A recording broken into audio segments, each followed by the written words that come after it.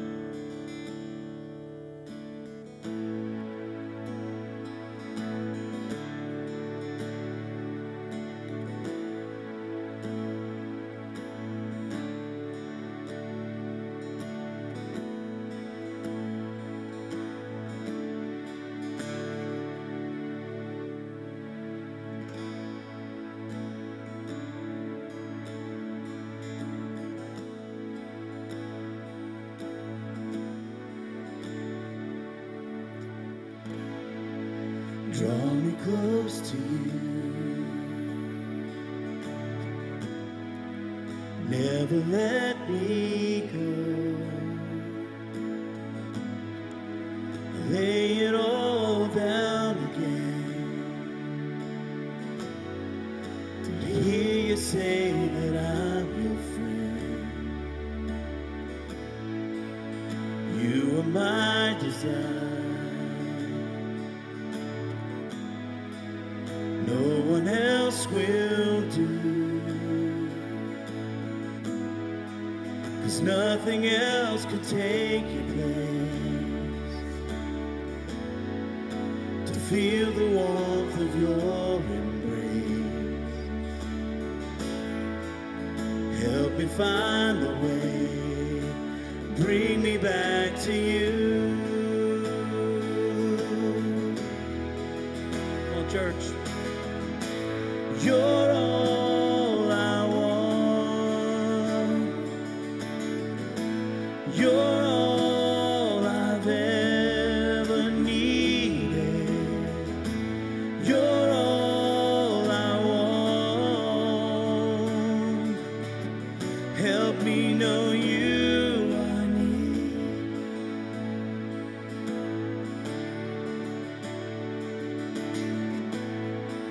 Sing that together again, whole song. Draw me close to you. Never let me go. Lay it all down again to hear you say that I'm your friend. You are my desire. No one else will do. There's nothing else to take your place. To feel the warmth of your embrace. Help me find the way. Bring me back to you.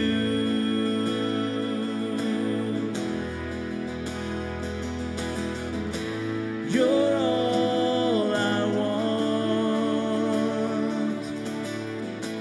You're all I've ever needed. You're all I want. Help me know you are near. You're all I want. You're all I've ever needed. You're all I want. Help me know you are near. Help me know you are near. Help me know you are near.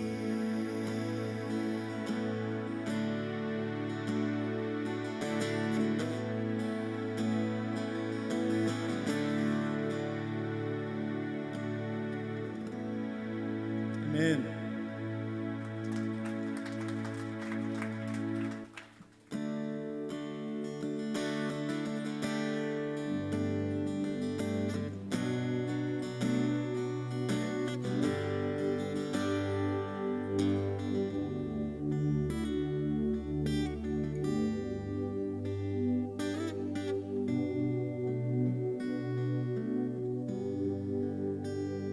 For your endless love, For your endless love, for the life you for gave, the life you gave, for the second for chance, the second chance, for your priceless grace, for your priceless grace, for your healing for hand, your healing hand, for the gift of for peace, the gift of peace, for the blessed hope, for the blessed hope, for the faith to believe. for the faith to believe. For these reasons I praise you. For these reasons I worship you, Lord. For these reasons I live to tell of your love to all the world.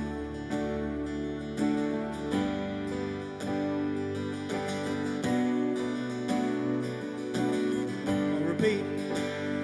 For your endless love, for the life you gave, for the second chance, for your priceless grace, for your healing hands, for the gift of peace, for the blessed hope, for the faith to believe. For these reasons I praise you. For these reasons I worship you, Lord. For these reasons I live to tell of your love to all the world. For these reasons I praise you. For these reasons I worship you, Lord. For these reasons I live to tell of your love to all the world.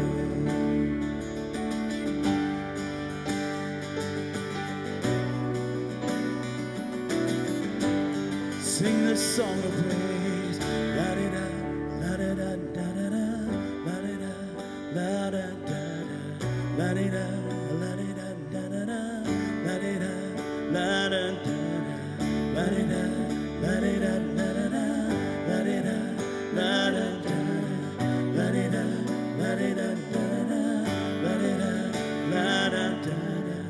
For these reasons I praise you. For these reasons I worship you, Lord. For these reasons I live to tell of your love to all the world. For these reasons we praise you. For these reasons we worship you, Lord. For these reasons we live to tell of your love to all the world. Amen.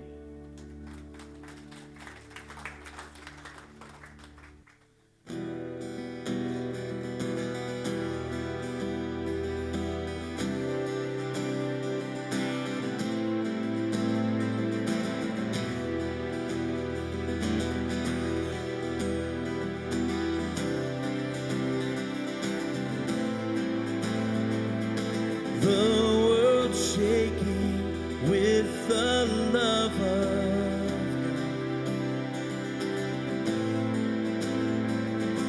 Great and glorious, let the whole world sing.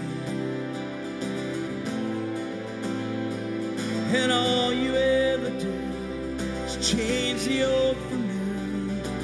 People, we believe that God is bigger than the air I breathe, the world will leave.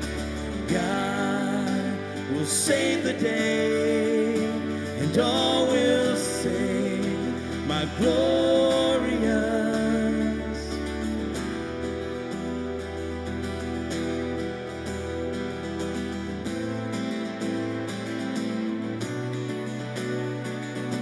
Clouds are breaking, heavens come to earth. Hearts awakening, let the church bells ring. And all you ever do is change the old for new. People, we believe that God is bigger than the air I breathe, the world will leave.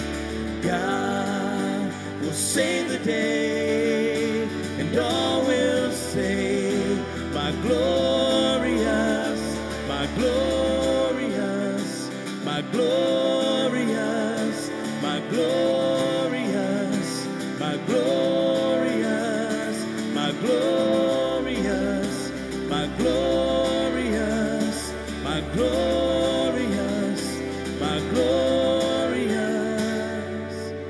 God is bigger than the air I breathe, the world will leave. God will save the day, and all will say, my glorious, my glorious, my glorious, my glorious, my glorious, my glorious, my glorious, my glorious, my glorious. Glory, glory, Señor, glory, glory, glory, Señor, glory, glory, glory, Señor, glory, glory,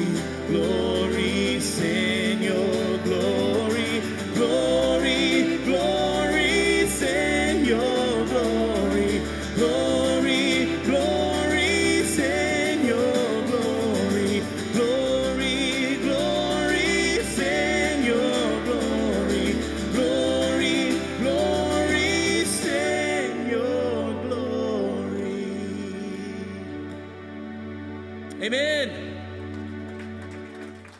Hug on your neighbor right here.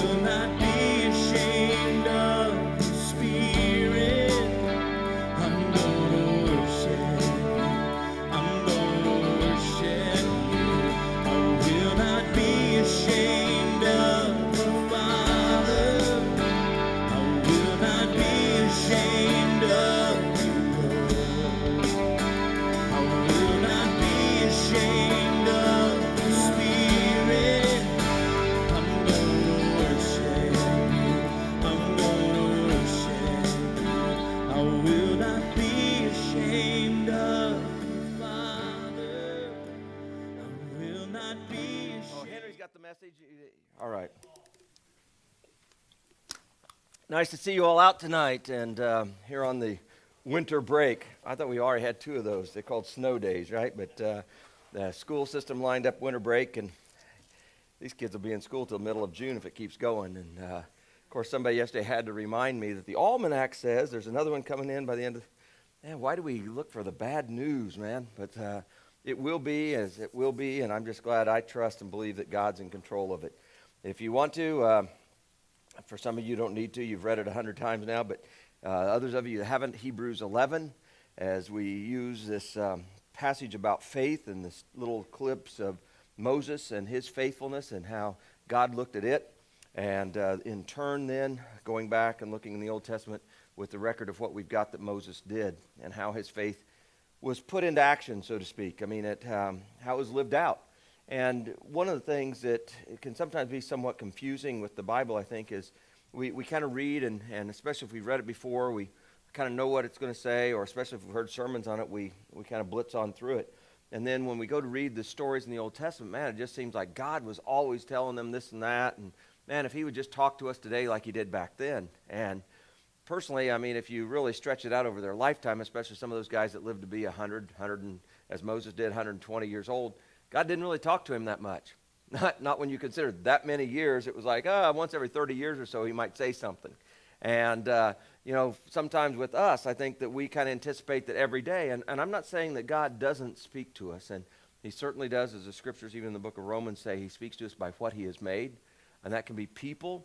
I am quite sure I wouldn't have to twist DJ and Diana's arm or their grandma's arm, the new grandma's arms, to agree that, wow, isn't it marvelous what God can do? And I mean, I'm humbled instantly by a newborn, let alone a child. And then as you see those children growing up and you look at the old pictures when they were puppies, and then they go through that one really weird stage where they're not very cute puppies, and then they get older and they become better looking dogs, I mean, as kids go along, there's different stages that happen, and you see from what God has made. And if you're paying attention, you're like, wow.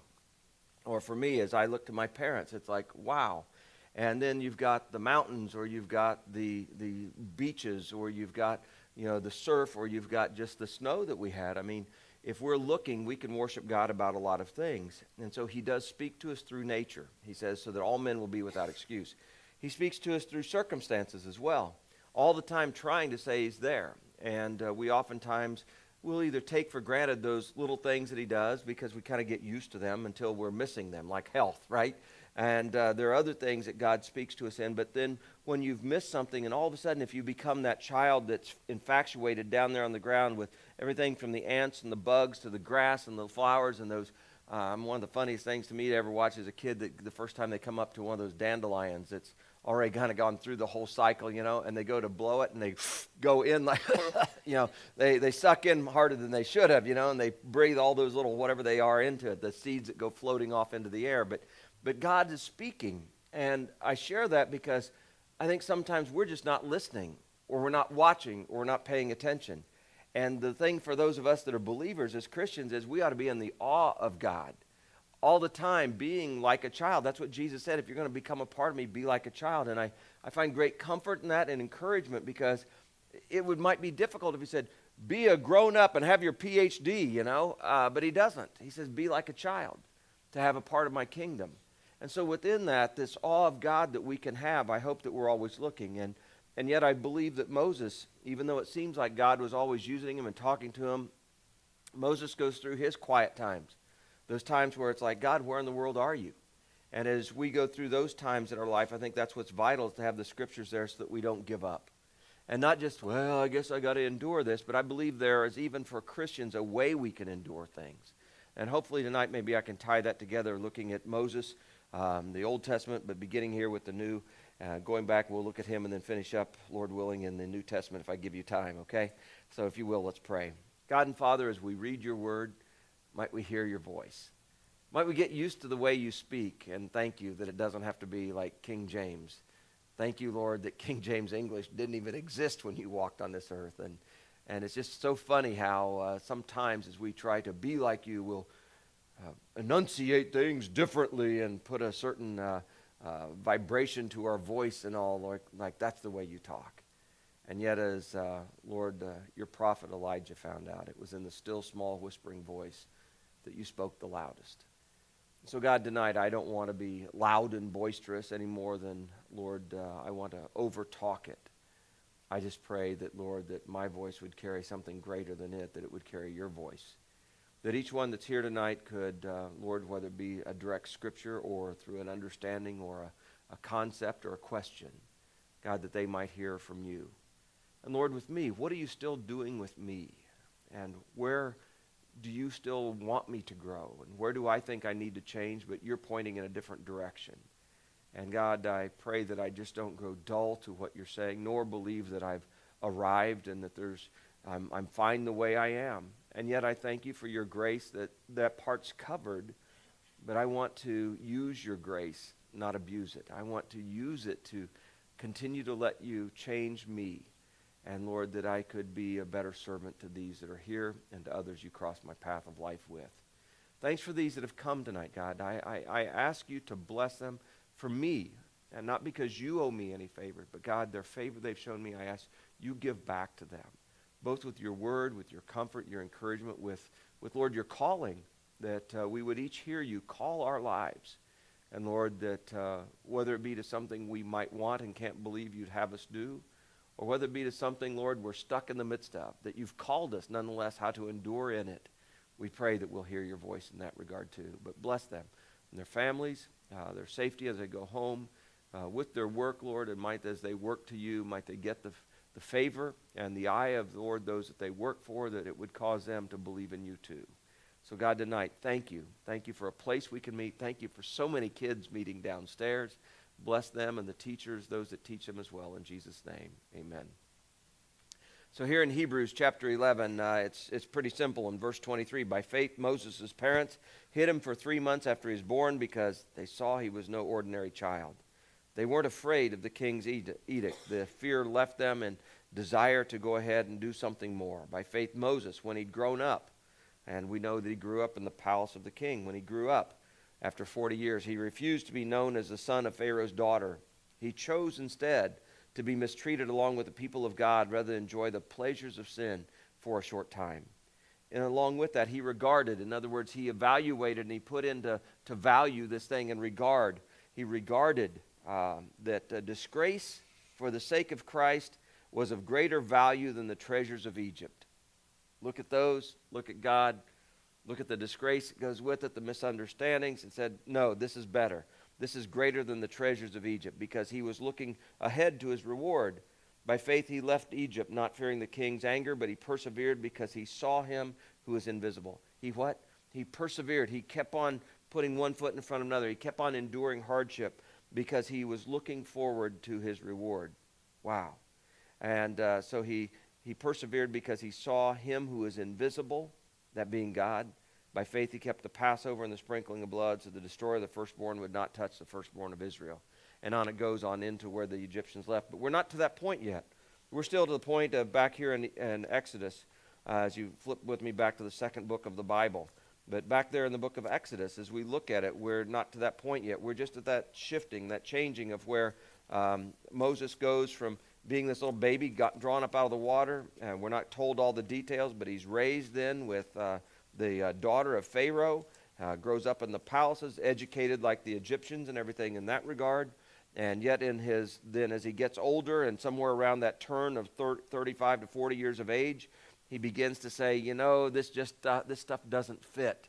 And much like David, when they put on him the armor of Saul, and he goes, man, I can't fight this way. And he shrugged it off and went out there with nothing but the little slingshot thing that he'd made up and had used before to fight the giant Goliath.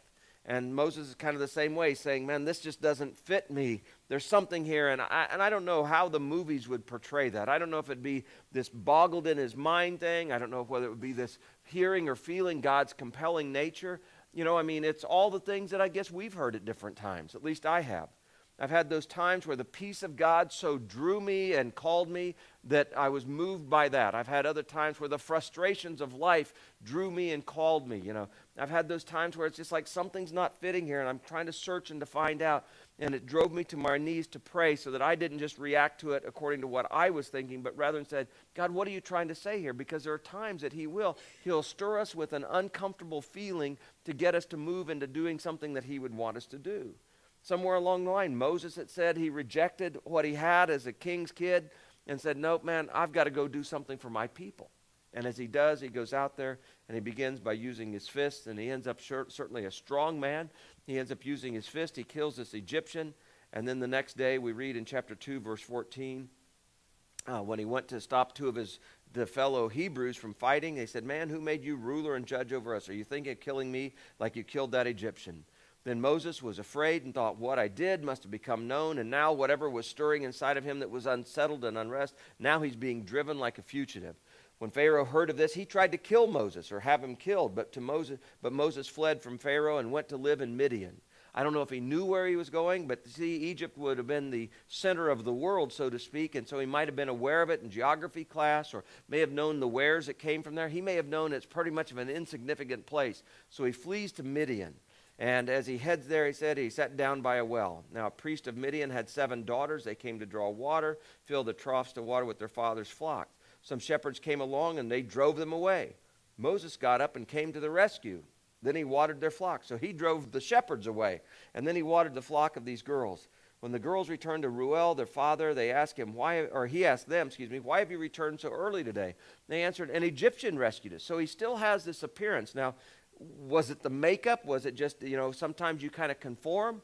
There are a variety of people. It's one of the coolest things. I love getting to meet adopted kids because it's amazing how many times you look and you go, man, I had no idea that you were, because they kind of take on those appearances. Isn't that amazing? And so I don't know how they knew he was an Egyptian or whether it was the clothing he happened to still have on or what it was. But they said, this Egyptian rescued us from the shepherds. He even drew water for us and watered the flock. This guy's somewhat startled because that just normally doesn't happen. And, their own people, the Midianites that were there, the guys that were a part of these other flocks that drove them away.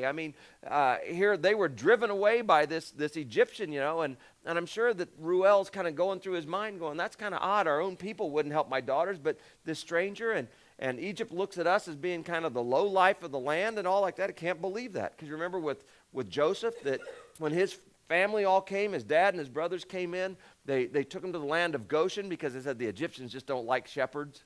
Remember that? And so here these shepherd people are, and they're not even helping each other, but rather instead the Egyptian shows up and he helps the shepherds, or the shepherdesses in this case. All right, so the dad's kind of startled by this, and he goes, well, where is he? Why did you leave him? Invite him here to have something to eat. And so I don't know whether Moses just was still out there sitting by the well. I don't know if it was 2 blocks away or 2 miles away. But the dads kind of look at the daughters like, well, what kind of hospitality is that? This guy helped you greatly. And what'd you do in response? Now, I want to mention something here that's just real crucial as you read through the Bible to understand that there's this, and you could say it is a written law. It goes along with the love thing we talked about Sunday, the godly kind of love that's a love of inconvenience, but it's not completely to that level, but it's a level of respect. The Hebrew word, if I understand correct, for this hesed is truly much obliged. You know, like the old cowboy movies, the guy would tip his hat, much obliged. You know, in other words, I'm thankful, and that's what you kind of grow to understand that means, but it means more than that. It means not only do I thank you, but now I'm obligated to you. What can I do for you? And what it boils down to, it's not a huge, elaborate principle. It's a very simple principle. It's if people do good to you, you should do what? Good in return. And I mean, haven't we all seen either a TV show or a movie or something like that that just inside is just, bleh, you know, somebody that, man, they just were real nice to you and you just took advantage of them. And inside you kind of feel the anger coming up, the hair stand on the back of your neck, and it's like, man, that's not right. But how aware are we of people around us that do good for us? You see, I think it's important that we aren't going so fast with our life that we never notice. And if we're going to notice people, then we need to, if we can notice them, we ought to notice God as well, right? If we tipped our hat to God and say much obliged, well, what are we obliged to? What are we obligated to do for God? And that's what Paul's whole principle of you know, that Romans, shall we keep on sinning so that grace can abound? Heaven forbid. No, man. That's not saying thank you, I appreciate that, let me live for you. That's saying, I take it for granted what you did for me, let me live for myself. And what the dad here is doing, and I admire him, but he's exercising a law of the land that literally was the law of the land. I mean, no matter what nationality it was, other than in some countries it became kind of where it was more of a, you were admired if you learned how to deceive somebody. But as a whole, it was, man, life can be pretty good that way, you know it? And it's not just, I'll scratch your back if you scratch mine. It's not doing something under the table. Rather, instead, it's just doing things to help. You know, in farming, one of the things that I learned early on, because I didn't know, I mean, all the fences were there when I grew up. And ended up having to build some myself or fix some that I tore out, you know, not intentionally, accidentally. But, you know, I remember Dad explaining to me one time how they do fences. And that, you know where the line is, and there would be, you know, either a concrete post or there might be a rod in the ground or whatever where the surveying had been done, and it would mark then this place. And that's usually where you would set a corner post, you know, at this, because there might be a fence going this way, maybe that way, but at least 3 different directions oftentimes. And if it was all your land on both sides of it, it was all your fence to build. But if Henry had fence on that, or had land on that side, and I had this, and we both want cattle, or we want to put a fence up to, you know, for our own livestock to keep them separated, then what you do is you stand together in the middle of this stretch, and you take what's to your right, and I take what's to my right. And even though it was my job to build this to my right, guess what most of the farmers end up doing? They built the whole fence together. They each just paid for half. Simple, right? That makes sense, doesn't it? And I don't know about you, but most times it's a whole lot more fun working with somebody on a project that's laborious than it is just doing it yourself, right? I got that laborious in there. I kind of think that's a weird word, laborious. But, you know, it means work. You know, I mean, but it's just easier to work on a hard task together. And that's what the principle of this Hesed is. The principle of God was, I'm going to do good for you, mankind. Surely you'll respond back in good to me. And whether it was prior to Jesus or after Jesus with the prophets and everything like that, it's so sad that so often it was still very, very much selfish. We didn't even treat God in the way we ought to treat a good friend or a stranger. Well, Ruel here is telling his daughter, he said, man, this guy did great for you, and you didn't even invite him in. You didn't even bring him home with you. And I don't know what all the cultural things may have been there anyway, but he's scolding them, not in a terrible way, but why'd you leave him there? Invite him to have something to eat. For Pete's sakes, at least have him come here with us and we'll feed him, you know. So they went and got him. And again, there's much in between here. I think we're reading between the lines because the next thing we read is 21 where Moses agreed to stay with the man. So they went and got him. He ate dinner with him. This guy finds him to be very enjoyable, and maybe he asked him his story. I don't know how much of it Moses really told. Did he go into the great detail? Well, my mom, she put me in this basket, and I'm out by the Nile, and da-da-da-da. Or did he just start and say, man, you know, I did a foolish thing. I was in a situation where I felt like a guy was being mistreated, and I took it into my own hands, and I ended up killing him. And I wasn't killing him because I took something from him. I was killing him because he took something that didn't belong to him from somebody else and was mistreating them. Somewhere in the process of it, like those of you that are dads with daughters, I mean, you're going to have to come to that conclusion someday of when is it okay. So this guy invited Moses to stay with them. You know, you got any place you're headed to? No, I just need a place that I can go because I just want to have a calm, ordinary life. I just want to be a nobody.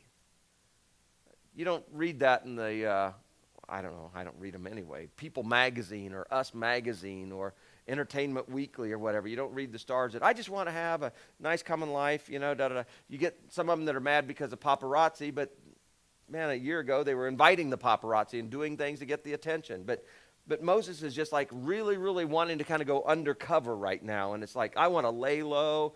I'm a nobody. I thought I was somebody, but I'm nobody. So I'm just going to go ahead and, man, I'll just do whatever you want me to do. And so here's this big, robust guy that was able to take on several men and scare them away. And he was able to kill this other Egyptian and stuff. And he was able to stop the fight between two and could have taken them both on, but left them alone because it was like, oh my. So here's Moses, and this guy's looking and going, man, you're a fine specimen, man. I don't have any sons. I got these 7 girls. I need some manpower around here. Nothing against you ladies, but it's just I need some manpower around here. And you look like a good fitting subject. And so why don't you stay with us? And I don't know how long he stayed until the next thing he's doing is saying, man, I'll give you my daughter here. You can have her. And so with a name like Zipporah, who knows what she looked like. But so he gives his daughter Zipporah to him in marriage. Wow. I want you to back up with me then. Have you ever been a fugitive? And I'm not running from the law, running from somebody. I've run into a lot of runners in my life. I'm not talking about marathon runners, but people that their life became a marathon because running from their past, running from their parents, running from rejection, sometimes running from a screw up. And it's an awkward state to be in, isn't it? And it's sometimes hard to know and hard to discern how do you help somebody like that. It's fun for me to talk to people when I'm on trips because what have I got to lose, you know? It's fun to get to know people. And at the same time, sometimes it hurts to get to know people because I feel sorry for them. And I'm not talking about, oh, poor you or pitiful that way. I'm talking about just, wow. People bear burdens that are difficult sometimes for me to imagine. And in it, I mean, if it's hard for me to imagine, I don't know what it's like on the inside other than I do get to know people that through Christ, they get to rebuild their lives. And it takes them a while to trust and really believe. You mean God really is proud of me? You really accept me, Steve? And well, I don't have any problem accepting you. I've got my own warts, you know. But no, you mean God really, I mean, no, I have to earn it. No, you don't earn it. It's just there. He can't help but love you. He's crazy about you.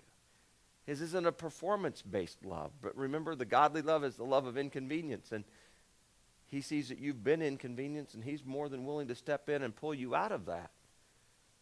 I just want you to grasp here as we read about Moses to, you know, again, what makes a book good when you read it? Do you read yourself into the character? So let's just imagine with ourselves this whole thing of 40 years in Egypt, 40 years, and you begin to pull away and you sense that this is what God's wanting you to do. And as you start to do it, the next thing you know, you get overly rambunctious and you take things into your own hands and, oh, I've blown it. Man, it's done now. Forget it. And then it's like you're running from your grandfather or whatever. You know, you're running from him. You feel like you've blown it from God. God's going to get you. Fortunately, I mean, there wasn't a commandment yet been given about not murdering, but it was a part of the law of the land. And so Moses has blown it. So he just wants to step back into the shadows and be insignificant. He's more than content to take care of this man's sheep. And the next thing you know, it gives one of the daughters. And so there's a part of him that he never thought that he would be expect or anticipate anything again. And I think he's still wondering about, but what do you think, God? And how many of you that have walked with God for a while still wonder or worry what God thinks? And that's what I think is vital about reading the Bible, to see what God thinks. Because I am so thankful, and as I've said before, one of the greatest things that makes me believe the Bible is, who else would write a book about goodness and put so many cruddy people in it? And that's the cruddy people that he turns into the heroes. That's a cool God to me. I've got hope. Wow. I've got some possibility he might use me. And I share that with you in all sincerity because I want you to see that that's what this book is about, is that God really does love us. He's not stupid or crazy, but he's a crazy kind of love. But it's just not the performance-based. It's truly a love-based. It's not because of what we bring to him. It's what he wants to give to us. And he just wants to see our life improve and be enhanced. And the devil's there, and he wants to take that then and go from one thing to where he throws the whole load over the other way, to where we begin to believe we're privileged. And I'm a child of the king, and God, come on, give me, give me, give me. And God's letting me down. He's not giving me like he gave so-and-so. And see how weird we are? But I think it's vital that we stop and we look and we understand what Moses is going through here. And that in his mind it's all or nothing, and he believes he blew it all, so there's nothing for him now. And then we read about that even in verse 22. Zipporah then gave birth to a son. I don't know how long. I presume 9 months from conception, but I don't know how long they'd been married or anything else like that. And Moses named him Gershom. Gershom, saying, I've become an alien in a foreign land. Whoa, why in the crud would you call your kid that? And I'm just saying, I believe there's a little melancholy here. It's being written in some minors, the music here is kind of, it's still down in the dumps, so to speak. And even after receiving a child that he probably thought he'd never get married and let alone have a kid, and now he's got a kid, but it's like, yeah, but I'm a nobody. The devil's usually right there, isn't he, to pour it on. And whether it's to shove your head farther under, into the dirt, under the water to get you to quit breathing, or whether it's to, just accuse you and ridicule you, the devil's right there. And so on top of that, I have to believe, or would presume, and again, I don't want to tell you that, I know this is it. This is Steve Pettit's perspective, and in prayer and looking and searching and asking God, God, what are the possibilities here? I've got to believe that the devil was right there and making Moses feel like a fool because, man, you could have just stayed in the palace, dude. What were you thinking? You really think your God was going to call you? You proved that your God doesn't need you. You killed the guy. What were you thinking? Man, you had it made. You could have stayed there. You had harems, not some shepherdess wife. And he could have done the comparison thing, because isn't that the way that the devil works? And isn't that the way we have a tendency to look at things? And if it's not God's fault, then it's if God didn't, why didn't God help me, more? God, I'm trying to do this for you. What are you letting me down for? And again, maybe I'm over-exaggerating, but I'm telling you, when we lose hope and we lose something to live for, we begin backing into life and we feel less and less valuable and have a tendency to devalue God as well. How do I know? I wish I could just tell you it was because of other people, but I've been there. Even in the ministry, I've been there. And it causes you to recoil and to, go searching, go looking. I've never seen the movie yet, that Gravity or whatever it was with Sandra Bullock and all, but I've seen the previews where they're going out into space, and sometimes you just feel like that's happening to you, don't you? It's like, I'm lost. And I share this with you because I think it's vital what we do in the midst of this. That's where faith kicks in, if you've got any. That's where your belief in God has to come back around to what God says we can believe about him instead of what we thought we could believe, or what the devil's trying to tell us we should believe. Remember what he told Adam and Eve, what they should believe about God. He just doesn't want you to be as smart as him. He doesn't want you to know good from evil. Well, the devil was the liar. God wanted them to know, but he didn't want them to experience evil. It's not that he wanted them to even know it, but God wasn't trying to keep a lid on them. He was trying to keep them pure for their good. And so in the midst of this, that's where I think it's vital that God's still trying to reach in here. But Moses is saying, man, I'm just an alien. I've become an alien in a foreign land. But I think that with this, we need to look at that as well.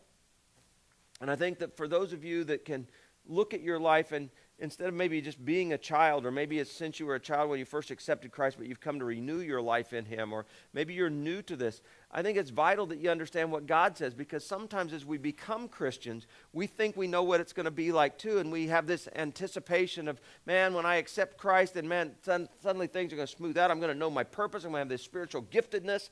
I'm going to be able to quote scriptures and to help people, and everybody will understand what I do. And about the moment you try to help them out, you feel as worthless as Moses did when he tried to help out the Israelite that was being beaten by this the Israelite that was being beaten by this Egyptian.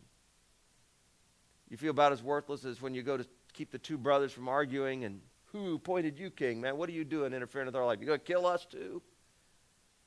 Anybody ever done that where you, out of your faith, okay, I think this is what God wants me to do, and you step up there to do it, and you fall flat? And what's it teach you? The devil wants to tell you the moral of the story is don't ever try again. You just thought you were good enough. You just thought God would rescue you. He didn't. And one of the most difficult things with any kind of ministry, and we all ought to be involved in ministry, but is the failure ministry. And we've got to get used to it. There is a part of ministry that tends to fail. Jesus Christ didn't exactly, even at the end of 3 years of ministry, look like he'd accomplished much, did he? Because he's deader than a mackerel in a grave, but he comes back. And even then, it didn't look like he had much of a crew, a motley crew at that, but they came back. And that's the whole point that I want you to begin to see here. And if you feel out of place in the world as a Christian, there's a good reason for that. Peter tells us about that. The same Peter that had screwed up. If you can keep your finger here, that's fine, but go back to 1 Peter. Got a couple of passages I want to show you here. And the reason is, I like Peter because I feel like I can relate with Peter because he was enthusiastic, all right, but sometimes his enthusiasm overcame his common sense and overcame some planning or whatever else it might be. But Peter writes to us here, and he says to us there in verse 13, 1 Peter chapter 1, verse 13, therefore prepare your minds for action. Now, I got to tell you what this whole book is about. In fact, two of them. One is that I write you these things to stimulate you to wholesome thinking. So he wants us to think godly thoughts. But most of it is about, if there's a scenario or a theme, it's about suffering. Not exactly what we want to read about, but it helps to know if you're going to go through it. And so he's writing to them about suffering. And so here he begins with verse 13. Therefore, prepare your minds for action. Learn to be self-controlled. And don't put your hope in things and people, but set your hope fully on the grace to be given to you when Jesus Christ is revealed. Don't even believe that it's all about how you're going to jump single buildings with a single bound right now on this earth. No, man. He said, when it's revealed, God's going to show everything you did for him and the motive behind it, and he's going to shine on you. So you need to set your hope on that, okay? As obedient children, verse 14 says, don't conform to the evil desires you had when you lived in ignorance. Don't be like what you were before, Christian, man. Don't get involved in that stuff. Don't conform to those evil desires. But rather instead be participating in something greater than that. Just as he who called you is holy, so be holy. Don't be involved in these evil desires. Be holy. That's something he said, put your hand to that. Grab onto that with both your hands so you let go of this rest of this world thing. But be holy. For it's written, be holy because I'm holy. So we can be holy because of what God's done in us. And what we can be holy to say, much obliged, Lord. And then he goes on, he said, since you call on a Father that judges each man's work impartially, and whether it's you or me, men or women, whether it's one nationality versus another, it doesn't make any difference. We call on a God that judges each man's work impartially. In other words, he judges you according to you. That can be good or that can be bad, can it? Because we like to judge ourselves according to somebody we choose to pick. I'm better than they are, but God doesn't. But then here's what I wanted you to see. Since you know that God judges you on your own, and not comparing yourself to somebody else, live your lives as what? Strangers here, in a reverent or a holy fear. Wow, for you know that it was not with perishable things like silver or gold that you were redeemed from the empty way of life handed down to you from your forefathers or your earthly fathers, but now, man, it's with the precious blood of Christ, a lamb without blemish or defect. That's what's purchased your life. That's what redeemed you. And so we're to live our lives like strangers here. So if you're a Christian and you're finding that you're not fitting in with the world anymore, that's great news. You're already advancing.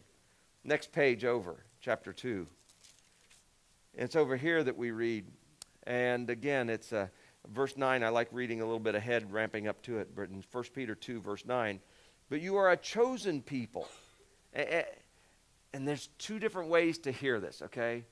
One is the bony finger, you are a chosen people. And the other is, man, you're a chosen people. Whoa. So I want you to hear that one, okay? You're a chosen people. You're a royal priesthood. Even though I know I'm oftentimes a royal pain. But you're a holy nation, you know. You're a people that belong to God. And why? So you can declare the praises of him who called you out of darkness and into wonderful light. Even if those praises are la-da-da, la-da-da-da-da, la-da-da, la-da-da. I mean, at least it wasn't hard to learn the words, but I'm not sure what that meant. So I'm going, la-la-la-la, God, whatever you want, man. I mean, you got it, buddy. But we're declaring your praises, right? And I mean, that's not just when we sing. It's what we live. It's what we do with our eyes. It's what we do with our smile. We declare the praises of him who called us, guess what? Out of darkness and into what? His light, his wonderful light. Once you were not a people, now you're what? People of God. So I want you to do this with me, and we're going to emphasize these words. I'll read up and then point to you, and you read the verse, okay? So you are a chosen, okay? That's the one we're going to start with, verse 9. You are a chosen. You're chosen. You got picked. You're on the team. You are a royal priesthood. Not only are you royalty, but you're part of the priesthood. You are a holy nation. You are a people that belong to who? God. So we can declare the praise of him who called us out of darkness to his wonderful light. Once you were not a people, now we're the people of God. Once you had not received mercy, now I've received mercy. And sometimes, folks, you need to stand before the mirror and stand before God and remind yourself that and speak it to God and against the devil that's standing over here on your other side. Because we forget about that. That's who we are in the eyes of God. So Peter goes on and said, since this is who you are, dear friends, I urge you as aliens and strangers in this world to abstain from sinful desires, which war against your soul. Moses had been very comfortable in the palace, but he wasn't at peace. And in that, he began to back away from that. And as he started turning to these people, he knew he was leaving behind the treasures of Egypt, but he felt like this was more important. But as he went to help them out, he didn't help them in God's timing. He helped them in his own strength and his timing. It caused him to recoil, and in that recoil began to just flee and search and just give up on life. But he couldn't run away from the fact that God had called him. And so what he called his first son was an alien in a foreign land. I'm an alien in a foreign land. In other words, Moses at this point in time has not got it together. I personally think that what I'm seeing here, and I'm not saying that he's abandoned God or cursed God. It's not that at all. He just believes he's blown it with God. And so I'm a nobody. I'm an alien in a foreign land. Well, during that long period, what long period? Well, we know historically Moses had spent 40 years in the palace before he killed the guy and left, or somewhere around that 40-year period. He spends the next 40 years out here in Midian, in this God-forsaken, dried up shepherd land. So during that long period then, the king of Egypt died. The Israelites groaned in their slavery. Because I want you to see in the middle of Moses groaning, but just resigning, giving up, I blew it, that's okay. I'm just banished. This is what my course of life is. I can be thankful. I do have a wife. I've got someplace I can work. I'm glad I got sheep instead of people. Man, just easier to live with them. And I'm a nobody out here doing nothing. And all the while this is going on, guess what else is happening? Well, the king dies, the one that was going to kill him. And the Israelites are groaning in their slavery. They're crying out. And it's not just once, but again and again and again. And their cry for help because of their slavery went where? Up to God.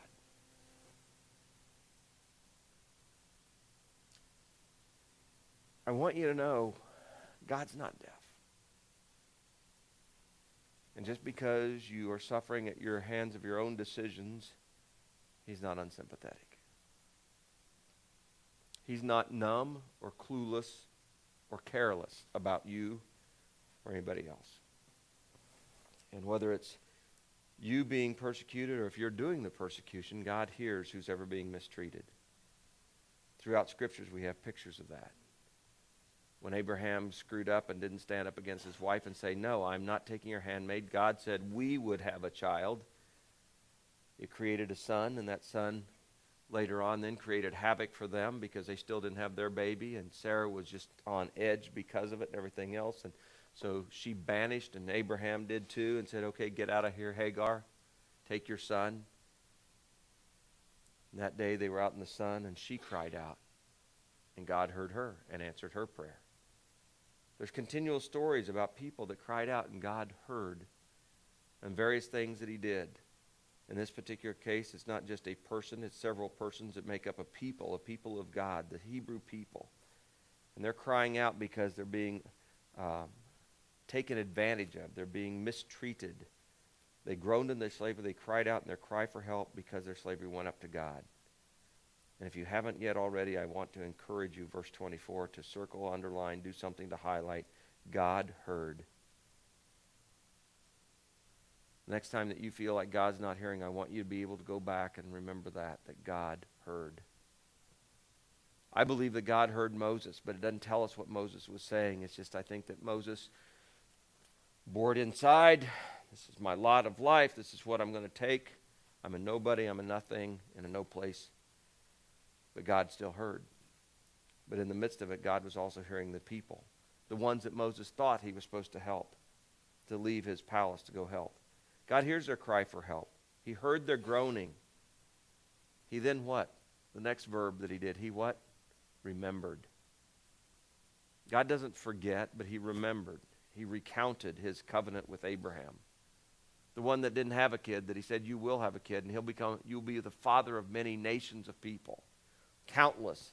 I'm going to take you to a promised land. Every place you step, I'm going to give to your generations that will follow you. God remembered his covenant with Abraham, with Isaac, and with Jacob. In verse 25, so God looked. There's your third verse, or third verb for the night. He heard, he remembered, he looked. He looked on the Israelites, and then I love this one. And he was what? Concerned. What's that word mean to you? Concern. It's more than just an awareness or, oh man, that poor thing got a flat tire. It's concerned. It's what danger are they in? Is the spare flat too? It's that kind of thing that where you want to fix. It's an inconvenience, but it's still a love. God was concerned about them. And so what I want you to see is this is the part that we sometimes, I think, we make God into this untouchable, ununderstanding kind of an individual or being. No, we give up on it because he's too great for us to, and there are parts of God certainly too great for us to understand, but that's one exaggeration that Satan wants to get us to, is just the point, oh, well, I don't understand God. I mean, he doesn't answer my prayers the way I think he, da-da-da-da. On the other hand, then, we begin to believe that God ought to be there for every little thing that we do, and God wants to hear, and I'm not going to tell you that God doesn't hear every prayer. I'm not going to tell you that God doesn't care, that there's prayers he cares about and others he says, oh, forget it, get over it. I'm just saying that God is listening, okay? But the whole thing, what I want us to begin to see is this is a great story here to understand how God moves and God works, because at the same time that he's focused on the Israelites as a nation in slavery in Egypt, so 4 million people, he still hasn't forgotten the one. And even though our book here transitions from chapter 2 to chapter 3, when this was written, it didn't transition that way. Now. So God's doing this now, but he's doing this. Moses was tending the flock of Jethro. And that's what I want you to begin to grasp with me, is that our God and our Father in heaven is so mighty that he's doing many things at once. All the while he's focused over here at a situation, he's providing a solution. But all the while he's providing a solution, he's still working in ministry to somebody to restore, as he's working with Moses. And so I want you to consider about your life right now, because there may be two different areas that God's working on with you. One may be you are hurting, and God does want to minister, but you want him to snap his fingers just to fix it, and God's working instead to bring people to you. But if you're not prepared for that, if you're not conscientious of God, guess what you'll do? You'll shove back the very people he sent you. You wanted God to come fix it. And guess what God uses more than anything else? People. The royal nation, the chosen people, the holy priesthood. He uses people to fix people. And so he's working on Moses, but Moses needs to be fixed. But he knows that one of the greatest things that's going to fix Moses is to have a purpose again, to have a calling of God. And so he's working on stirring this inside of Moses to understand, but at the same time, he wants these people. I've not forgotten. I remember what I said. But he didn't just snap his finger and said, let me get you out of there and plant them or transplant them. He didn't do that. Why? Because Moses, this one individual, is every bit as important as this 4 million people. And these 4 million people are every bit as important as any individual. And that's what we can't get our head around, or at least I can't get my understanding around, but I believe that.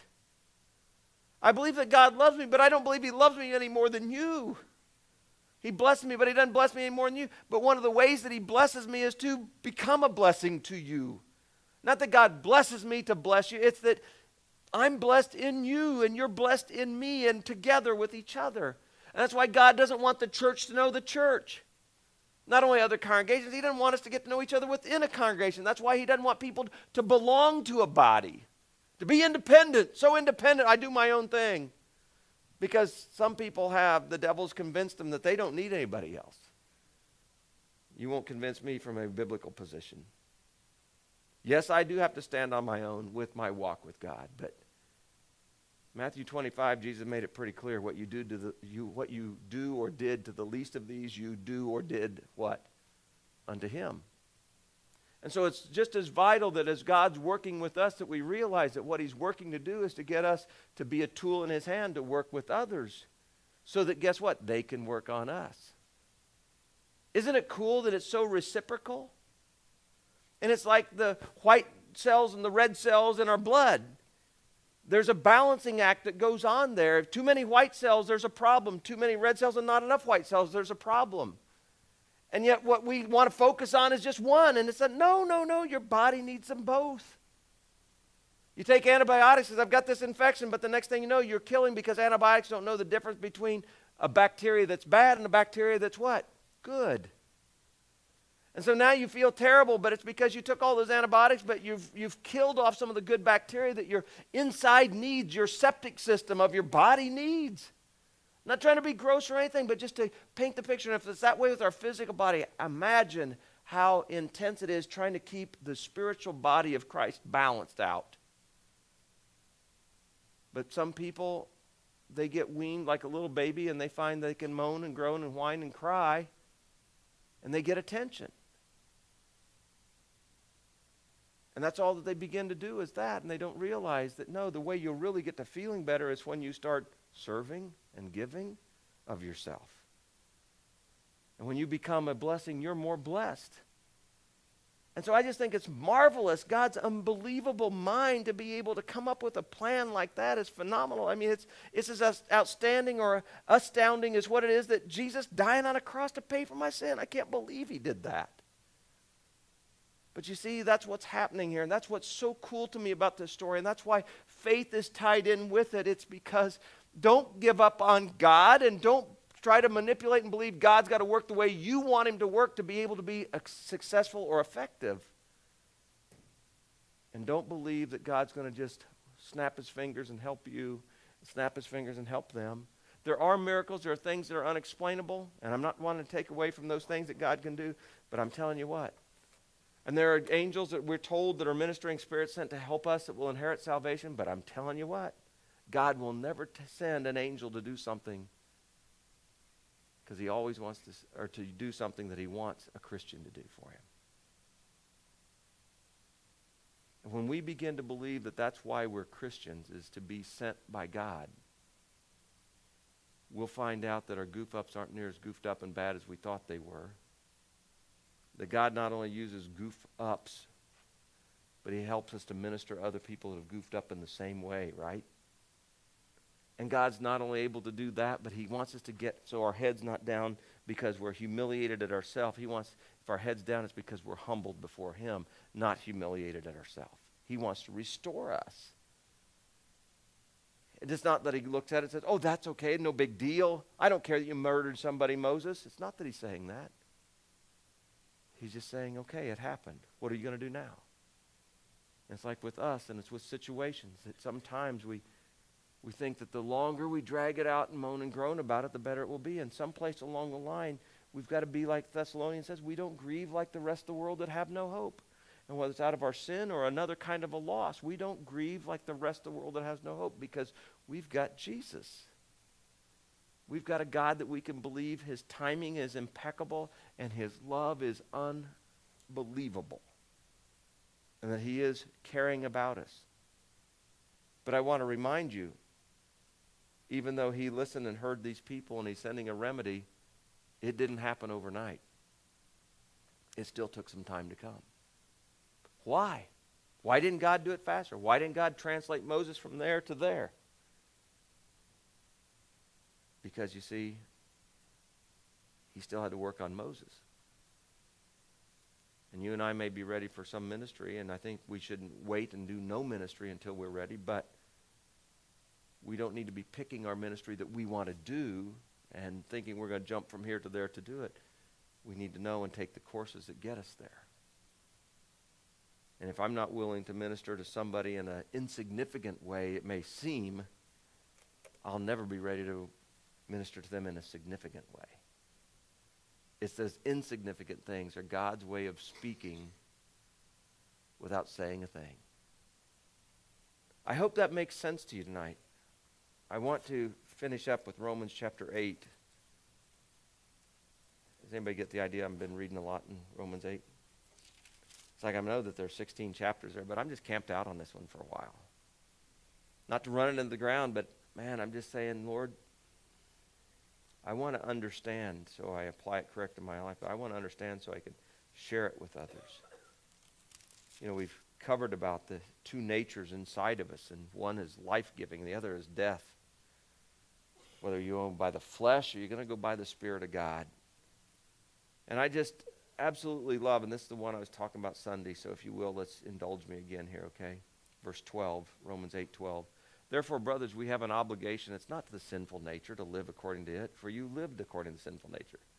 And when you do, you'll die. But if by the Spirit you'll put to death the misdeeds of the body. You want to overcome sin? Live by the Spirit, because you will put to death the misdeeds of the body, and you'll live. Not just, and you won't go to hell. No, you'll live like never before.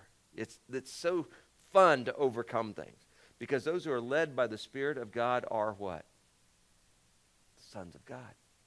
Boy, I've had a lot of people, I'm a child of God. Do you live by the Spirit? If you're not, there's no way you are. For you did not receive a spirit that makes you a slave again to fear. Like Paul told Timothy, God didn't give us a spirit of fear or timidity, but he gave us one of what? Power, love, and self-control. And so Paul's saying to the Romans here, God didn't give you a spirit of fear, make you a slave to fear, but you received the spirit of sonship. And by him, by that Spirit of God, we cry out, Abba, Daddy, Dada, Father. The Spirit himself testifies with our spirit. And I would like you to circle this word in this verse. We are God's children. Now, if we are God's children, or our children, then we are heirs and heirs of God and co-heirs with Christ if indeed we share in his sufferings. We think in American Christianity, if you're really a child of God, man, he's going to bless you. Not just when you sneeze, but even when you're living. There will be nothing wrong with your life. Everything will go your way. You'll be blessed. No, that's not what Paul said. He said, no, if you got the Spirit of God, you get to share with Jesus in his sufferings in order that you can also share with him in his glory. Now, this is where some of you just checked out and go, I don't want to hear about suffering. Man, it's a part of life, folks. If you don't want to hear about suffering, it's because you don't really want to hear about the Lord and what all he's done. But that's part of being a son, is it will go with it because you've stirred up the enemy now. And it's not just the devil, but it's also a part of life because God uses it to develop us. But going on, I want you to see this because this is the huge other part of this transition that people tend to not follow through with. And it is when we've blown it, when other people have blown it against us, when they've hurt us, when they mistreated us, they lied to us, they cheated us, whatever it might be. we automatically, it's like, God, why did you let this happen to me? And what I want you to see is if God allowed it to happen, God can handle it, and he's going to use it for your good. But you've got to trust, we are the children of God.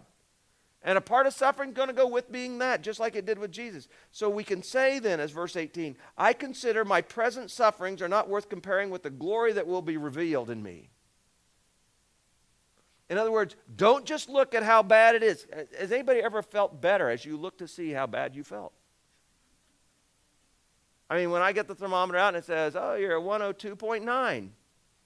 That's not the FM station I'm listening to. That's my temperature here on this thermometer. And that doesn't make me feel better. I already knew I had a fever. Why did I have to go look? Because it's worse now than I thought that it was. There's some people that stay sick because that's all they want to talk about is how sick they are. He said, I want you to know our present sufferings aren't worth comparing to the glory that will be revealed in us. The creation is waiting. The dogs, the cats, the trees, they're waiting in eager expectation for the sons of God to be revealed, for us to handle suffering like a child of God, like Jesus did. Creation applauded. Do you remember when Jesus was coming down and people were being sarcastic about, all these people going nuts, the Palm Sunday and all that stuff? And he said, hey, if the people shut up, the rocks will cry out. Why? Because that's a part of creation. And the rocks were going, we're about to be freed up again. That's the Son of God. He can do anything. For the creation was subjected to frustration, not by its own choice. It didn't say, hey, I'd like to be frustrated for a while. It was done by the will of the one who subjected it, in hope that the creation itself will be liberated from its bondage to decay and brought into the glorious freedom of the children of God. We know that the whole creation has been groaning, is in the pains of childbirth, right up to the present time. Not only so, but we ourselves, who are the first fruits of the Spirit, groan inwardly, as we wait eagerly for our adoption as sons, the redemption of our body. For in this hope we were saved. But hope that's seen is no hope at all. In other words, it's not because you experience it and can see it and explain it. It's because you believe it and you know it's there. In this hope we were saved. Verse 25, but if we hope for what we do not have, we wait for it patiently. In the same way, patiently, suffering, because we're children of God, the Spirit helps us in our weakness, in our suffering, in our struggle, in our hurt, in our minds, in our hearts. The same way the Spirit helps us in our weakness. We do not know what we ought to pray for. This isn't what Moses was promised. We're promised this as children of God now. We got the Holy Spirit. We don't even know what we ought to pray, but the Spirit, the one that we're supposed to be living by, the one supposed to be guiding us, he is right there with us, and he's going back to the Father, interceding for us. God, it's just, there's no way for me to explain. And then Jesus, the other place, tells us that Jesus is interceding for us because that's why he experienced life in the what? Flesh. So that he could be tempted in all ways, but not just tempted, but even tested in the hurt and the pain and the trials and everything. So he's going to the Father. Can you imagine if you were a smart dad, the last thing you would do is send the Jesus down here and then the Spirit there to come back and tell you all the time about how Steve's feeling, how so-and-so's feeling, how this one's feeling. Can you imagine? If there's, out of 6 billion people, if there's 2 billion Christians, all the time that the Spirit's interceding for all those different people? If I'm God, I'd go, this is the first mistake I made. I don't want to hear it. But it says the Spirit's groaning for us. In my heart, I want you to know that I've decided that I want to make sure if he's groaning for me, it's not because of me. It's not because he's going, oh God, Steve won't let me lead him, guide him, help him live life. He's so stuck on death and the deeds of the flesh. But I love this. And I share it with you because I talked about Moses and what he went through, and I'm sure some of you had things that came to your mind. But I want you to know the Spirit himself is interceding for us with groans words cannot even express. And he who searches our hearts knows the mind of the Spirit, because the Spirit intercedes for the saints in accordance with what? God's will. And God's will is what? To heal us, to reconcile with us, to make us strong so that we can become those that minister to others to help them become strong. And that's when it goes on into the thing about we're more than conquerors. God's working all things to good. And all I'm saying is these verses are written, folks, so we know how it works and what's going on. And if the Spirit's interceding for me, I don't have to do near as much groaning.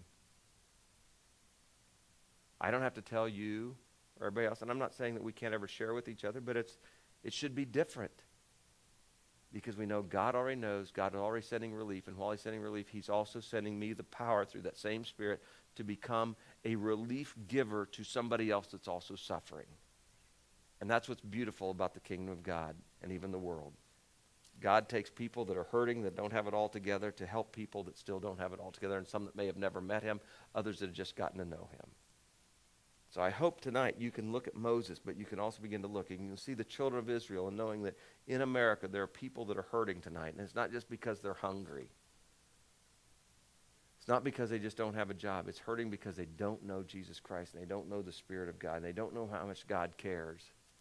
And until you and I can show up and not just show but how much he cares, but tell them about God, their suffering will be just that within themselves, instead of being that which is shared by the Spirit of God that he tells us about.